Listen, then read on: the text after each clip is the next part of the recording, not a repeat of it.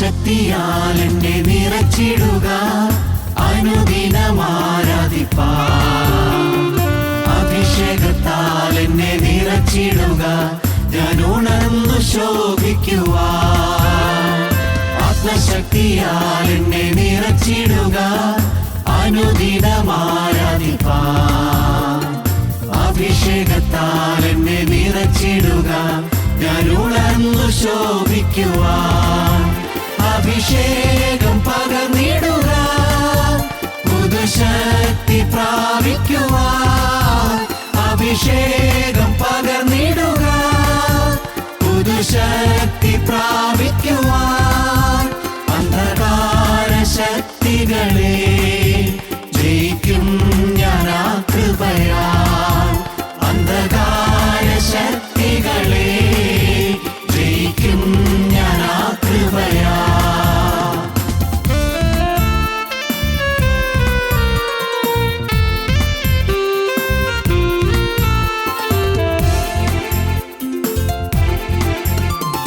ക്ലേശം നിറയും ഒരു യാത്രയിൽ ഞാൻ നിന്നെ സ്തുതിച്ചാർത്തിടുമ്പോൾ, തുറന്നിടുക നൽനീരുറവ, ഞാൻ എഴുന്നേറ്റു ശോഭിക്കുവാൻ.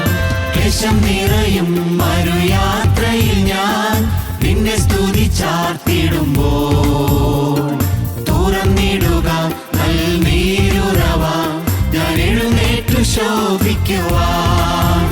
അഭിഷേകം പകർന്നിടുക, പുതുശക്തി പ്രാപിക്കുവാൻ. അഭിഷേകം പകർന്നിടുക, പുതുശക്തി പ്രാപിക്കുവാൻ. അന്ധകാര ശക്തികളെ ജയിക്കും ഞാൻ ആ കൃപയാൽ. അന്ധകാര ശക്തികളെ ജയിക്കും ഞാൻ ആ കൃപയാൽ.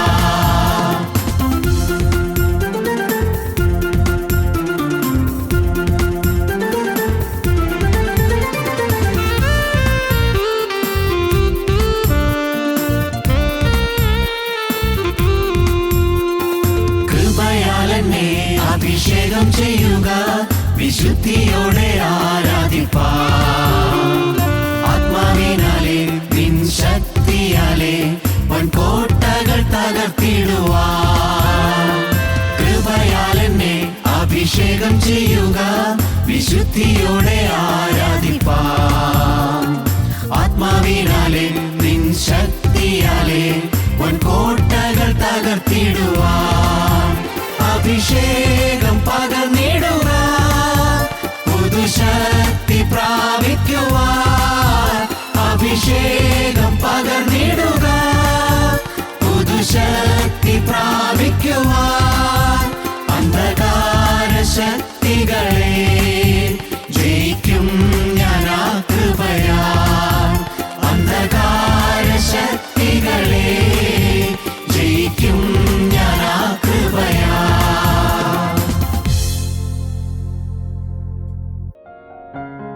ഞങ്ങളും ക്രൂശിക്കപ്പെട്ട ക്രിസ്തുവിനെ പ്രസംഗിക്കുന്നു. ദൈവ തിരുനാമത്തിന് മഹത്വം ഉണ്ടാകട്ടെ. യെശയ്യാ പ്രവാചകൻ്റെ പുസ്തകം 21 അധ്യായം 11-12 വാക്യങ്ങൾ. കാവൽക്കാര രാത്രി എന്തായി, കാവൽക്കാര രാത്രി എന്തായി എന്ന് ഒരുത്തൻ സേയീരിൽ നിന്ന് എന്നോട് വിളിച്ചു ചോദിക്കുന്നു. അതിന് കാവൽക്കാരൻ, പ്രഭാതവും രാത്രിയും വന്നിരിക്കുന്നു, നിങ്ങൾക്ക് ചോദിക്കണമെങ്കിൽ ചോദിച്ചുകൊള്ളുവീൻ, പോയി വരുവീൻ എന്ന് പറഞ്ഞു. ബുദ്ധിമാന്മാർ ആകാശമണ്ഡലത്തിൻ്റെ പ്രഭ പോലെയും പലരെയും നീതിയിലേക്ക് തിരിക്കുന്നവർ നക്ഷത്രങ്ങളെപ്പോലെയും എന്നുമെന്നേക്കും പ്രകാശിക്കും എന്ന് ദാനിയേൽ പ്രവാചകൻ്റെ പുസ്തകം 12 അധ്യായം 3 വാക്യത്തിൽ നാം കാണുന്ന ദാനിയേലിൻ്റെ ജീവിതത്തിൻ്റെ പ്രൊഫഷനെക്കുറിച്ച് ചിന്തിച്ച് വരുമ്പോഴാണ് നാം സുവിശേഷ വേലയുടെ പ്രാധാന്യത്തെക്കുറിച്ച് പര്യാലോചിച്ചത്.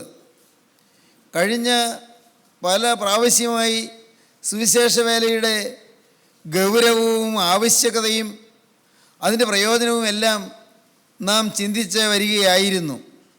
യേശുക്രിസ്തുവിൻ്റെ രക്ഷാകരമായ സുവിശേഷത്തിൻ്റെ പ്രചുരമായ പ്രചാരണം അത് ഈ കാലഘട്ടത്തിൻ്റെ ആവശ്യമായിരിക്കുന്നു.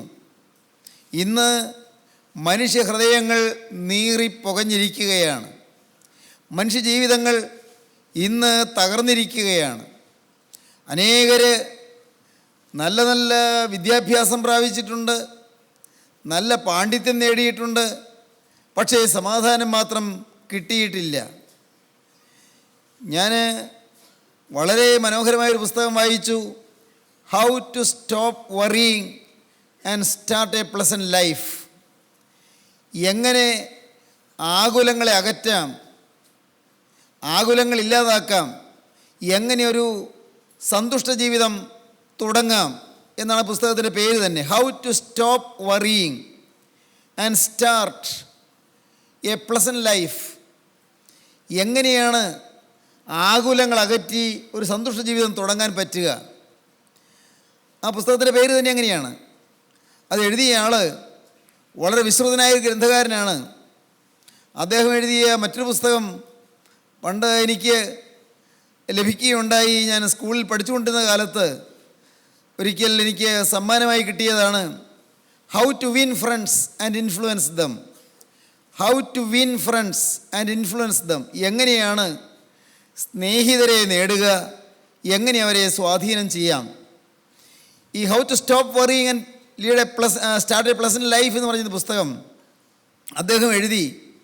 കുറേ കാലം കഴിഞ്ഞപ്പോൾ ഈ ഡെയിൽ കാർണഗി എന്ന് പറയുന്ന ആ ഗ്രന്ഥകാരൻ, ഡെയിൽ കാർണഗി, അദ്ദേഹം ആത്മഹത്യ ചെയ്തു. എങ്ങനെ ആകുലങ്ങൾ അകറ്റാം, എങ്ങനെയൊരു സന്തുഷ്ട ജീവിതം തുടങ്ങാമെന്നതിനെക്കുറിച്ച് അനേകർക്ക് പറഞ്ഞു കൊടുക്കാനുള്ളതായി ജ്ഞാനം അദ്ദേഹം നേടി. നല്ല ആശയ സമ്പുഷ്ടമായ ഒരു ഗ്രന്ഥമാണ് അദ്ദേഹം എഴുതിയത്. എങ്ങനെ ആകുലങ്ങൾ ഒഴിവാക്കാം, എങ്ങനെ ആശങ്കകൾ അകറ്റാം, എങ്ങനെ ഭാരങ്ങൾ മാറ്റാം, വറി എങ്ങനെ ഹൃദയത്തിൽ നിന്ന് ദൂരീകരിക്കാം, എന്നിട്ടൊരു സന്തുഷ്ട ജീവിതം എങ്ങനെ തുടങ്ങാം, വളരെ വിശദമായി അദ്ദേഹം അതിൽ പറയുന്നുണ്ട്. നല്ല നല്ല ആശയങ്ങൾ, അനേകർക്ക് പ്രയോജനപ്രദമായ ആശയങ്ങളാണ്. പക്ഷേ അദ്ദേഹം ജീവിതത്തിൽ നൈരാശ്യം കൊണ്ട്, ജീവിതത്തിൻ്റെ വറി കൊണ്ട്, ജീവിതത്തിൻ്റെ ഭാരങ്ങൾ കൊണ്ട് അദ്ദേഹം വലഞ്ഞ് നിരാശയോടെ അദ്ദേഹം തീരുകയും ഒടുവിൽ ആത്മഹത്യ ചെയ്യുകയും ചെയ്തു. ജീവിതത്തിൽ സ്വസ്ഥതയില്ലാതായി. അദ്ദേഹത്തിന് ആകുലങ്ങൾ അകറ്റാൻ കഴിയാതായിപ്പോയി. മറ്റൊരു പ്രസിദ്ധനായ നോവലിസ്റ്റാണ് ഏണസ്റ്റ് ഹെമിംഗ്വേ. ഏണസ്റ്റ് ഹെമിംഗ്വേ എന്ന് പറയുന്ന ആ നോവലിസ്റ്റ് എഴുതിയ സുന്ദരമായൊരു നോവലുണ്ട്, the old man and the sea, കിഴവനും കടലും എന്ന് തർജ്ജമ ചെയ്തിരിക്കുന്ന പുസ്തകം. കിഴവനും കടലും, old man and the sea എന്ന് പറയുന്ന പുസ്തകം വിശ്വപ്രസിദ്ധമായ ഒരു സുന്ദരമായ കൃതിയാണ്. പക്ഷേ അദ്ദേഹം ഒരു രോഗിയാണെന്നറിഞ്ഞപ്പോൾ, രോഗിയാണെന്ന് ഡോക്ടേഴ്സ് പറഞ്ഞപ്പോൾ, രോഗം മാരകമായ രോഗമാണ് എന്നറിഞ്ഞപ്പോൾ ഏറ്റവും നിരാശയോടെ അദ്ദേഹം ആത്മഹത്യ ചെയ്തു. അനേക ജീവിതങ്ങളിൽ നിന്ന് ആത്മഹത്യയിൽ അഭയം തേടുകയാണ്. സ്വസ്ഥതയില്ല, സമാധാനമില്ല, കുടുംബത്തിൽ വഴക്കുകൾ, പരസ്പരം ഈർഷ്യകൾ, മക്കൾ മാതാപിതാക്കളെ അനുസരിക്കുന്നില്ല, മക്കൾ സുബോധമില്ലാത്തവരെ പോലെ പെരുമാറുന്നു, ഭാര്യ ഭർത്താവിന് കീഴ്പ്പെടുന്നില്ല, സ്നേഹിക്കുന്നില്ല, ഭർത്താവ് ഭാര്യയെ ദ്വേഷിക്കുകയും എന്നും വീട്ടിൽ വഴക്കും പിണക്കവുമായി കഴിയുകയും ചെയ്യുന്നു, മാരകമായ രോഗങ്ങൾ വരുന്നു, ചികിത്സിക്കാൻ പണമില്ല, കടം കൂടിക്കൂടി വരുന്നു.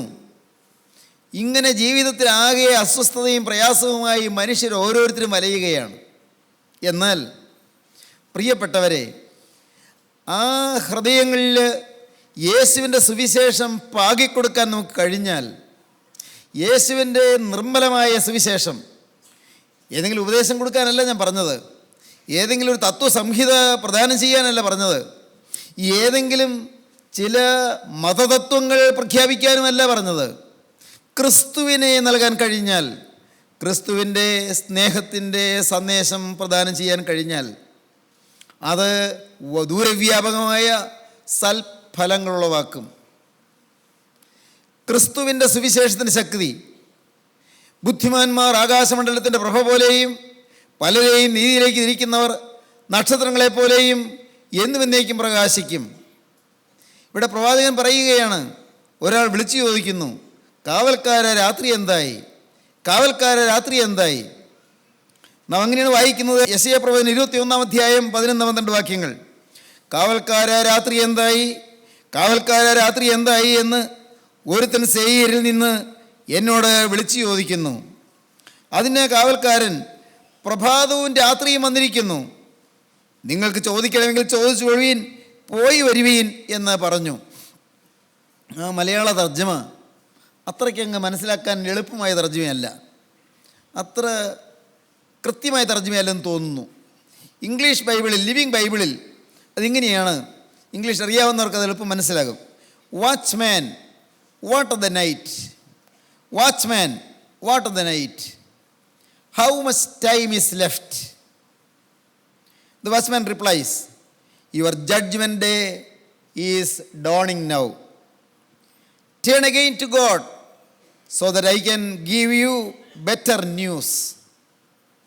Seek for him and then come again. അവിടെ ലളിതമാണ്, അർത്ഥം വ്യക്തമാണ്. Watchman what of the night, കാവൽക്കാര രാത്രി നേരം എന്തായി, രാത്രി സമയം എന്തായി. Watchman what of the night, രാത്രി നേരം എന്തായി. How much time is left, ഇനി സമയം എത്രയുണ്ട്, ഇനി എത്ര സമയം ബാക്കിയുണ്ട്. How much time is left, ഇനി ബാക്കി എത്ര സമയമുണ്ട്. ദി വാച്ച്മാൻ റിപ്ലൈസ്, കാവൽക്കാരൻ മറുപടി പറയുകയാണ്, your judgement day is dawning now. നേരം വെളുക്കാറായി, പക്ഷേ അത് നിങ്ങളുടെ ന്യായവിധിയുടെ ദിവസമാണ്. നേരം പുലരാറായി. Your judgement day is dawning now. ഇതാ അടുത്തു, ജഡ്ജ്മെൻ്റ് ഡേ അടുത്തു. ന്യായത്തീർപ്പിൻ്റെ ദിവസം, ന്യായവിധിയുടെ ദിവസം അടുത്തിരിക്കുന്നു. ഇനി പൊട്ടിവിടരാൻ പോകുന്ന പ്രഭാതം നിൻ്റെ ന്യായവിധിയാണ്.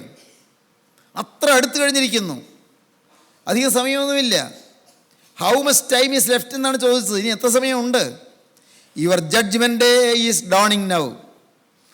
നിൻ്റെ ന്യായവിധിയുടെ ദിവസം ഇതാ പുലരാൻ പോകുന്നു. പുലർച്ച ന്യായവിധിയുടെ ദിവസമാണ്. Turn again to God so that I can give you better news. വേഗം ദൈവത്തിലേക്ക് തിരിയൂ.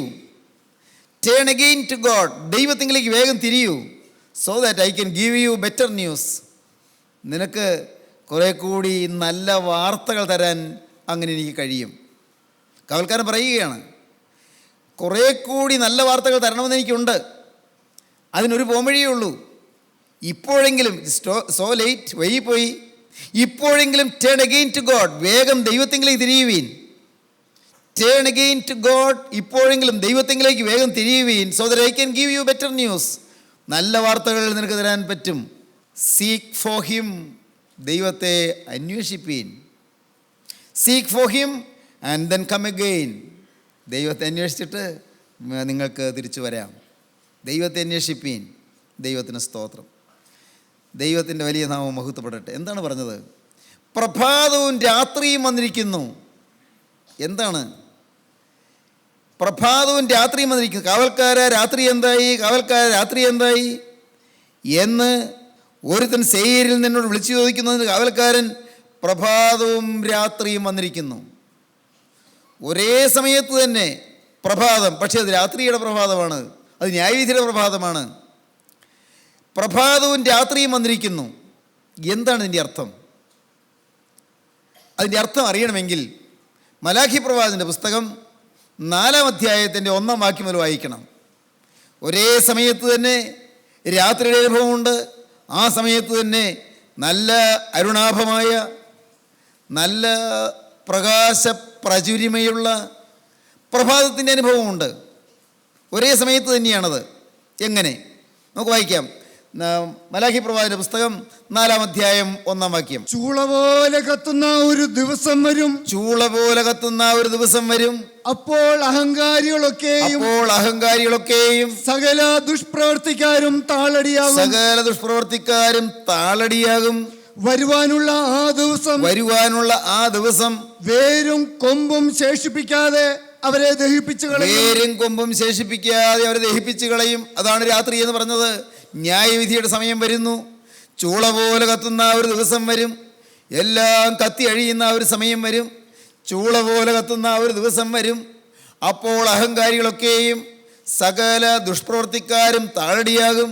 വരുവാനുള്ള ആ ദിവസം വേരും കൊമ്പും ശേഷിപ്പിക്കാതെ, ഭൂമിക്ക് അടിയിലുള്ളതായ വേരും ഭൂമിക്ക് മീതെയുള്ള കൊമ്പും ഒന്നും ശേഷിപ്പിക്കാതെ സമൂലം നശിപ്പിക്കും.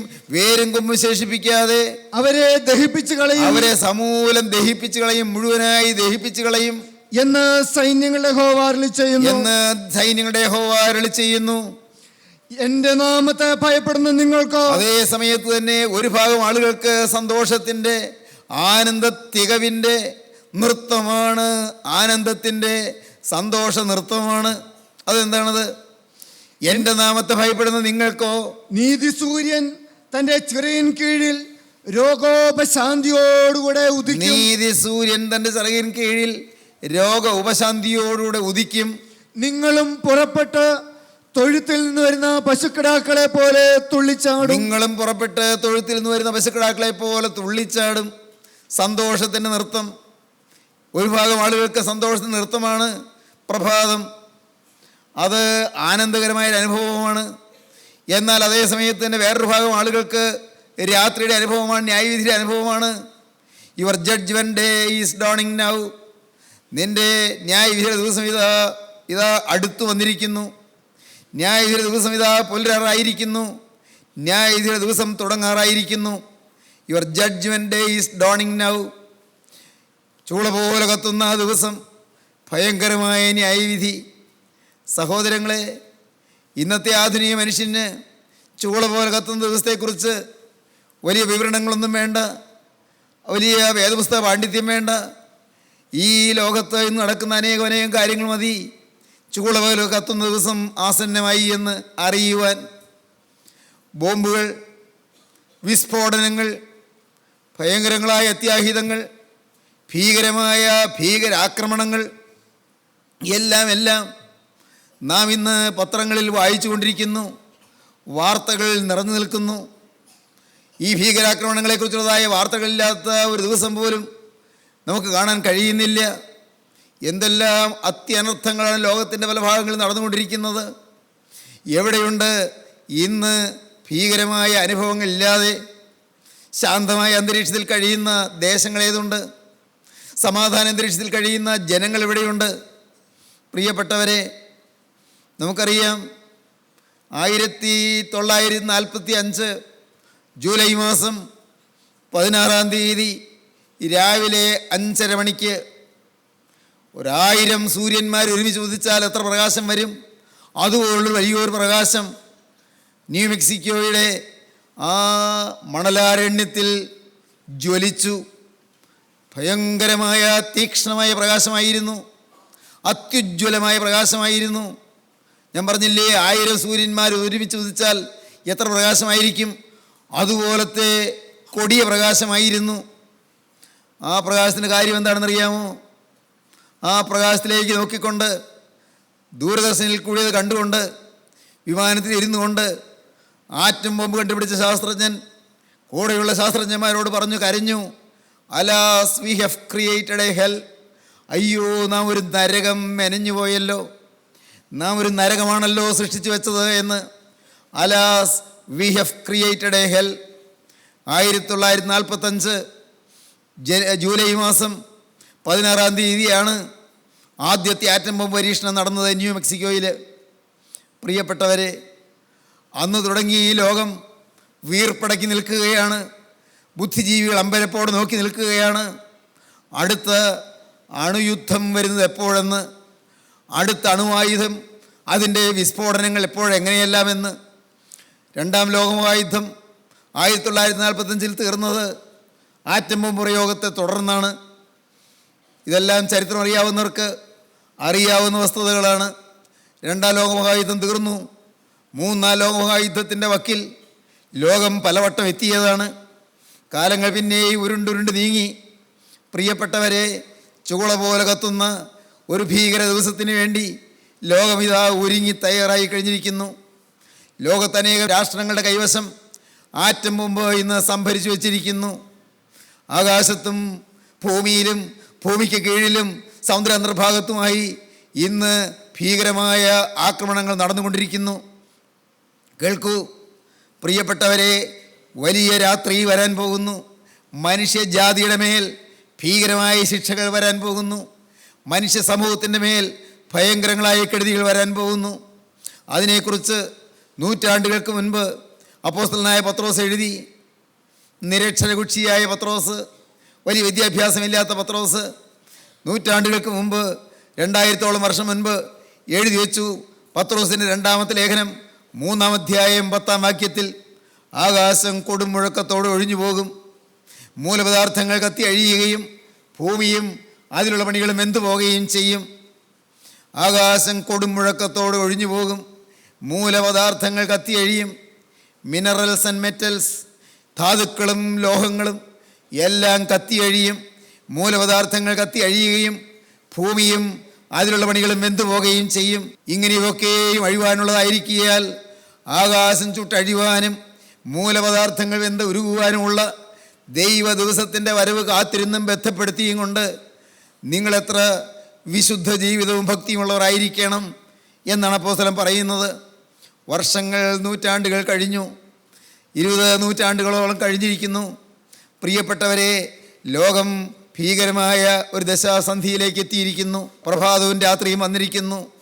കർത്താവായ യേശുവിൻ്റെ 2-ാമത്തെ വരവ് ആസന്നമായിരിക്കുന്നു. ടേൺ അഗെയിൻ ടു ഗോഡ്, വേഗം ദൈവത്തിലേക്ക് തിരിയുവീൻ. Turn again to God so that I can give you better news. വേഗം ദൈവത്തിലേക്ക് തിരിഞ്ഞാൽ ബെറ്റർ ന്യൂസ് തരാൻ പറ്റും. എന്താണ് ബെറ്റർ ന്യൂസ്? പ്രഭാതത്തിൻ്റെ അരുണിമ, പ്രഭാതത്തിൻ്റെ മനോഹാരിത, പ്രഭാതത്തിൻ്റെ സന്തോഷത്തികവ്, അത് നിങ്ങൾക്ക് ലഭിക്കാൻ പോകുന്നു. എങ്ങനെ? എൻ്റെ നാമത്തെ ഭയപ്പെടുന്ന നിങ്ങൾക്കോ നീതി സൂര്യൻ തൻ്റെ ചിറകിൻ കീഴിൽ രോഗോപശാന്തിയോടുകൂടെ ഉദിക്കും. നിങ്ങളും പുറപ്പെട്ട് തൊഴുത്തിൽ നിന്ന് വരുന്ന പശുക്കിടാക്കളെ പോലെ തുള്ളിച്ചാടും. സ്നേഹിതരെ, അന്ന് നാം മുറവിളി കൂട്ടുന്നവരുടെ കൂടെ ആയിരിക്കുമോ അതോ നൃത്തം ചെയ്യുന്നവരുടെ കൂടെ ആയിരിക്കുമോ? അത് തീരുമാനിക്കാനുള്ള കാലം ശരീരത്തിൽ പ്രാണൻ കുടികൊള്ളുമ്പോഴാണ്. ഈ ശരീരത്തിൽ ജീവൻ നിൽക്കുമ്പോൾ അപ്പോഴാണ് തീരുമാനിക്കേണ്ടത്. യേശുവിൻ്റെ 2-ാമത്തെ വരവിൽ നിലവിളിച്ച് യാതനയിൽ തകർന്ന് അയ്യോ ഞാൻ നഷ്ടപ്പെട്ടു പോയല്ലോ എന്നോർത്ത് പ്രലപിക്കുന്നവരുടെ കൂടെയാണോ അതോ ആനന്ദ നൃത്തം ചെയ്ത് യേശുവിൻ്റെ സന്നിധിയിലേക്ക് മധ്യാകാശത്തിലേക്ക് പറന്നുയരുന്നവരുടെ കൂടെയാണോ ഞാൻ നിൽക്കേണ്ടത് എന്ന് തീരുമാനിക്കാനുള്ള അവകാശം എനിക്ക് മാത്രമാണ്. പ്രിയപ്പെട്ടവരെ, നിങ്ങൾക്ക് ഓരോരുത്തർക്കുമാണ്. അത് ഈ ശരീരത്തിലിരിക്കുമ്പോഴാണ് തീരുമാനിക്കേണ്ടത്. ശരീരം വിട്ടതിന് ശേഷം തീരുമാനിക്കാൻ സാധ്യമല്ല. ശരീരം വിട്ടതിന് ശേഷം മാനസാന്തരമില്ല. ശരീരം വിട്ടതിന് ശേഷം അനുതാപമില്ല. ശരീരത്തിൽ നിന്ന് പ്രാണൻ പോയതിന് ശേഷം പിന്നെ നരകമോ സ്വർഗമോ എന്ന് തീരുമാനിക്കാനുള്ള സാവകാശമില്ല. അത് തീരുമാനിക്കുന്നത് ഇവിടെ ഈ ശരീരത്തിലിരിക്കുമ്പോഴാണ്. അവനവൻ ശരീരത്തിലിരിക്കുമ്പോൾ ചെയ്തത് നല്ലതാകലും തീയതാകലും അതിന് തക്കവണ്ണം പ്രാപിക്കേണ്ടതിന് നാം എല്ലാവരും ക്രിസ്തുവിൻ്റെ ന്യായാസനത്തിന് മുമ്പാകെ വെളിപ്പെടേണ്ടതാകുന്നു എന്ന് അപ്പോസ്തലനായ പൗലോസ് കോരിന്ത്യർക്ക് എഴുതിയ 2-ാമത്തെ ലേഖനം 5-ാം അധ്യായത്തിൻ്റെ 9-ാം വാക്യത്തിൽ പറയുന്നുണ്ട്. ശരീരത്തിലിരിക്കുമ്പോൾ ചെയ്തത് മറക്കരുത്. പ്രിയപ്പെട്ടവരെ, നിങ്ങളുടെ ജീവിതത്തിൽ പ്രഭാതമാണോ വരേണ്ടത്? ആനന്ദ നൃത്തമാണോ വരേണ്ടത്? അതോ നിങ്ങളുടെ ജീവിതത്തിൽ രാത്രിയാണോ വരേണ്ടത്? ന്യായവിധിയാണോ വരേണ്ടത്? ഭീകരമായ ശിക്ഷകളാണോ വരേണ്ടത് എന്ന് നിങ്ങളാണ് തീരുമാനിക്കേണ്ടത്.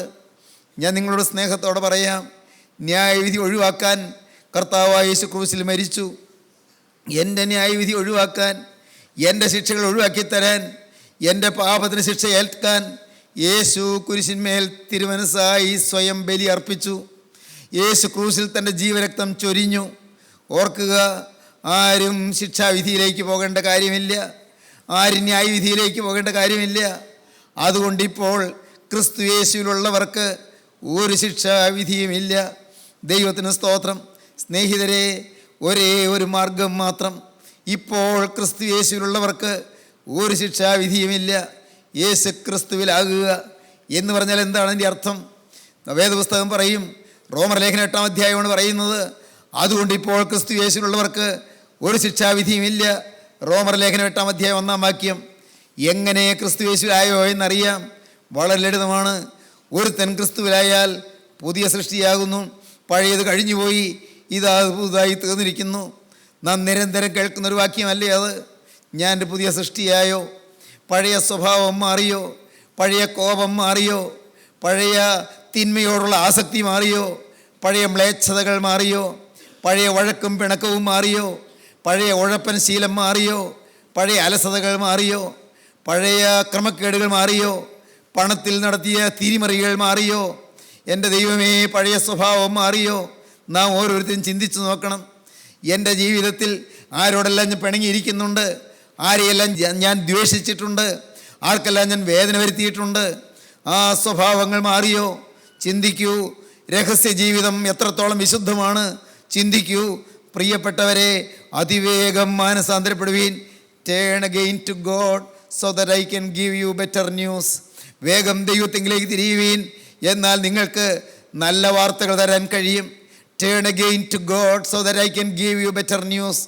ദൈവത്തിലേക്ക് അതിവേഗം തിരിയുവീൻ, എന്നാൽ നിങ്ങൾക്ക് നല്ല വാർത്തകൾ തരാൻ കഴിയും. യേശു വരാറായി. പ്രിയപ്പെട്ടവരെ, യേശുവിൻ്റെ വരവിന് വേണ്ടി ഒരുങ്ങുവീൻ.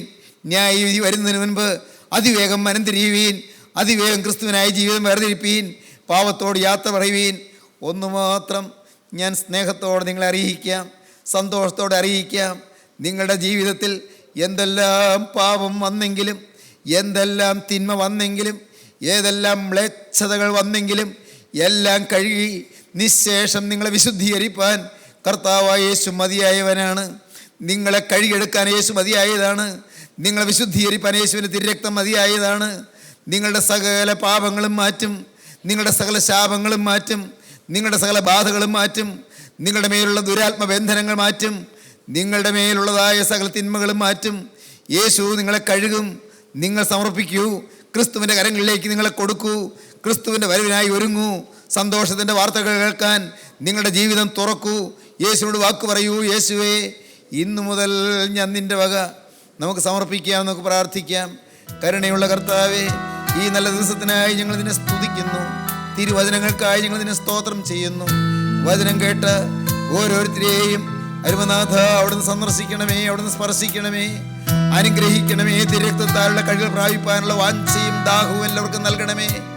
യേശുവിൻ നാമത്തിൽ തന്നെ. ആമീൻ. ഹല്ലേലൂയ.